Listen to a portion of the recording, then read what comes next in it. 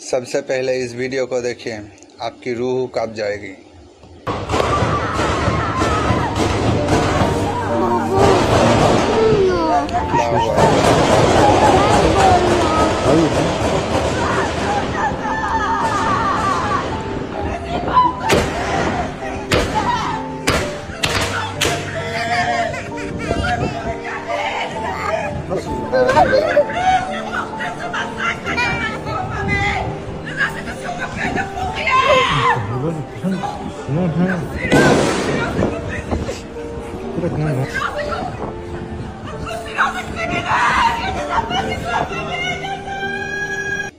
ऐसे ही गाजा के लोग ऐसे ही ज़िंदगी जीते हैं यार। पिछले 3 साल से ऐसे ही जी रहा है और पता नहीं हर रोज़ ऐसे कितने लोग मारे जाते हैं। बच्चे, औरतें, बूढ़े सब मारे जाते हैं यार।